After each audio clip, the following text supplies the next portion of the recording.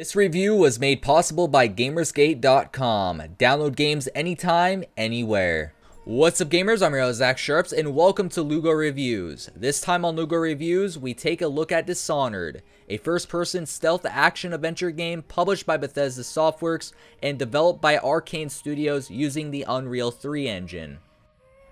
Are you okay, Mother? You seem sad. Yes, don't worry, darling.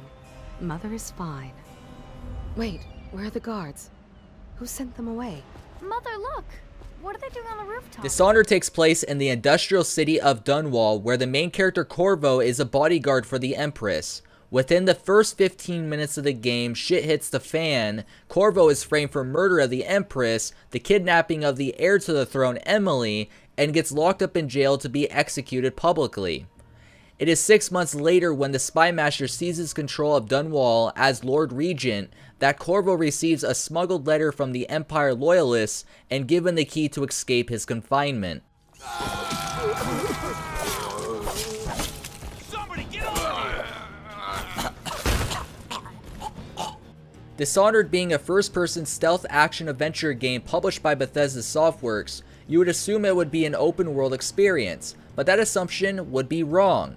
Instead, Dishonored uses sections of Dunwall to craft its missions. These sections of the city include many optional side missions as well, which will even create more tales in the city of Dunwall for you to play out as the game progresses. The side missions of the game are very worthwhile, so make sure to check them out as you progress through the game to earn extra runes and bone charms as well as other loot. So what exactly are these runes and bone charms? Well, during the first part of the game, you meet the Outsider who will aid you through your journey. The Outsider grants you the capabilities of performing the 6 special powers and 4 passive enhancements that you unlock by collecting runes and bone charms throughout the world by the use of a heart device. Each passive and ability will spec your character in the way you want to play, unlocking various skills such as Possession, Blink, Devouring Swarm, etc. all have their advantages and disadvantages. One power I loved using in this game was Blink because it allowed faster travel and easier navigation through the missions. My second power I used through my playthrough was Possession, a skill that allows a player to possess a creature or person to navigate them through places they normally wouldn't be able to go, such as through security systems or little holes in a vent. In my playthrough, I decided to kill everything, so Blink and Possession aided me quite well when wanting to kill a person easily without alerting all the surrounding guards in the area.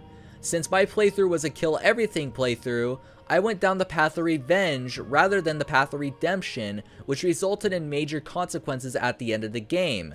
If you chose to go down the path of redemption instead, the game becomes harder because stealth and knocking out enemies is the key to keeping your chaos meter down, which for some players may be quite interesting, but for those players like myself who like to kill everything, will have a tough time navigating without detection or murder.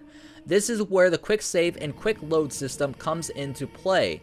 Players can easily save their game with a hotkey, then reload if they make a mistake. Overall, I felt the gameplay of Dishonored is very intriguing and refreshing for the industry. Not only is the combat perfectly executed, but the game's side missions are very well designed and really make a player want to go out and complete the maps that they venture through. The graphics of Dishonored to me were not a major factor when forming an opinion toward the game, because I feel that graphics shouldn't be a main aspect of a game, but rather a complement to the game's atmosphere the story creates. In Dishonored, the graphics do just that. The Unreal 3 engine performs super well on all machines to allow this game to be ran at max graphics at ease. Also, the game's art style creates a beautiful steampunkish scenery with its watercolor art style. Overall, matched with the beautiful sound design and exceptional visuals, the city of Dunwall is easy to immerse yourself in because it looks and feels like a real world. Dishonored for me was a very big surprise this year. Coming off of a new IP, I had my doubts on whether this game would be worth spending time on, but from the start of the game, I was more immersed in this IP than those released in the past year in the general gaming marketplace. Dishonored didn't only surprise me, but it shut out all doubts I had with its near-perfect execution and very interesting story. I would recommend this title to anybody who wishes for hours upon hours of entertainment with tons of potential for replayability. My final thoughts, contender for Game of the Year.